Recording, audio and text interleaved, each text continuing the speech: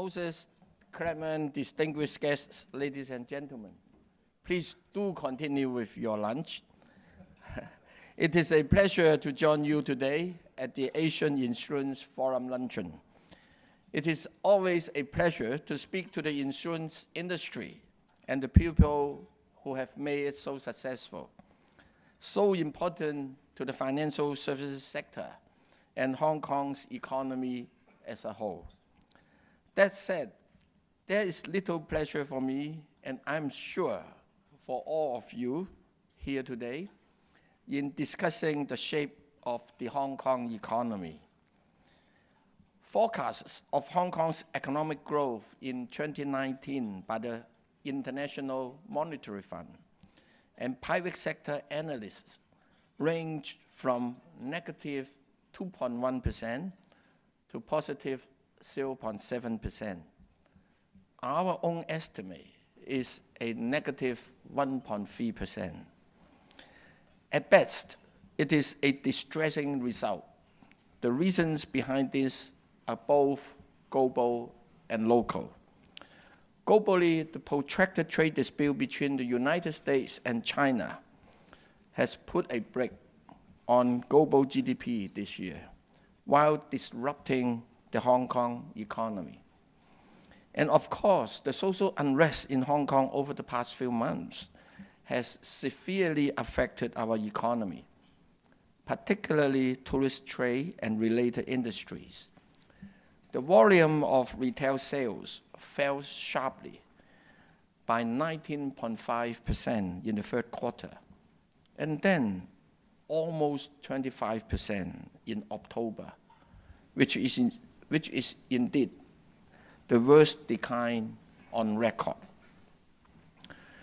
To counter the increasingly bleak economic environment, I have announced several rounds of relief measures to support companies and to help alleviate the burden waiting on the people of Hong Kong. These measures include a new loan scheme with a 90% guarantee from the government, electricity subsidy, raise concessions, waiver of government fees and charges, etc., just to name a few. Nevertheless, they alone would not solve all our problems. What will help locally is finding a way forward through community dialogue. The government, let me assure you, is working very hard to make that happen. No less important, we must ensure that Hong Kong's institutional strengths remain uncompromised. I'm talking of the one country, two systems framework, the rule of law, the independent judiciary, an open and free society, the free flow of capital, goods, and talents, freely convertible currencies, and our simple and low tax regime.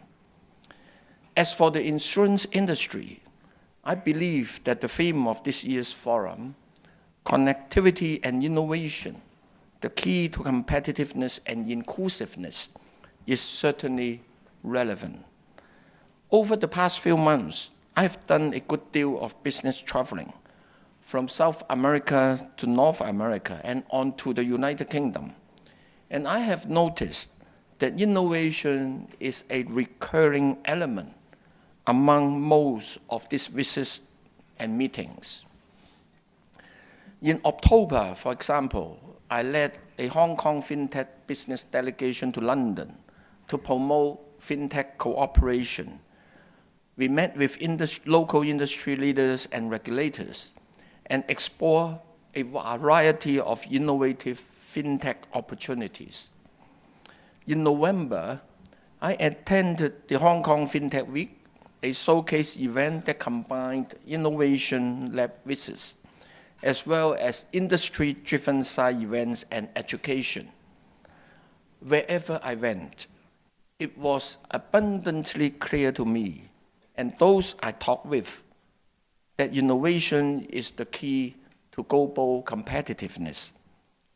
For the insurance sector, innovation spurs new service ideas and products, and creates alternative distribution channels to reach out to to underserved customers and those among the public still unserved.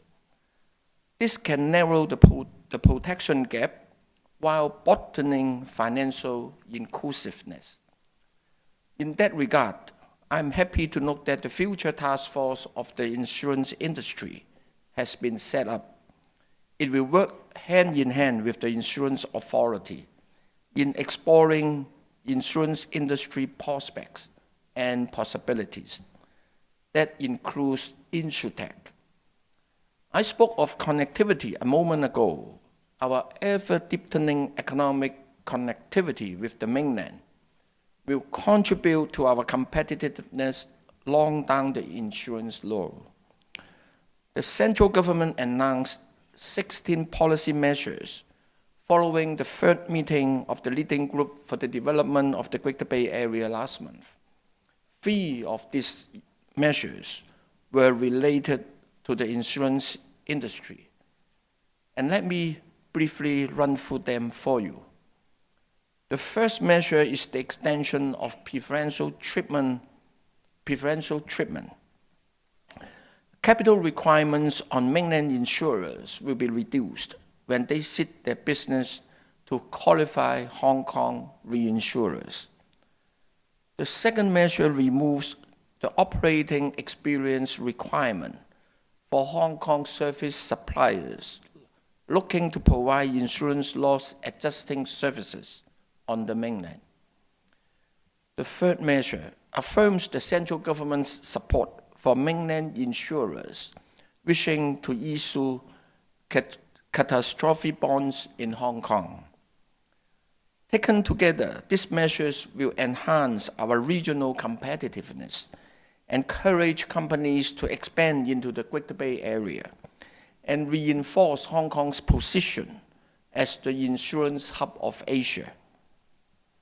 There are also encouraging developments under CIPA, our free trade pact with the mainland. Just a few weeks ago, the Hong Kong SAR government and the Ministry of Commerce signed an amendment agreement under CIPA. It updates the liberalization and facilitation of trade-in services implemented in 2016. For the insurance sector, the amendment agreement introduces a number of new measures. They include the removal of specific market entry requirements for insurance companies and the removal of maximum shareholding percentage allowed for Hong Kong companies in mainland insurance companies. It also relaxes requirements for Hong Kong insurance agencies setting up companies in the mainland, making it easier for them to tap into the vast mainland market. If you are looking to mainland for new business opportunities, I know that the insurance authority, which works closely with its mainland counterparts, will be pleased to advise you on all the details. Then there is the Belt and Road Initiative, designed to promote market integration and expand connectivity among economies, cultures, and people.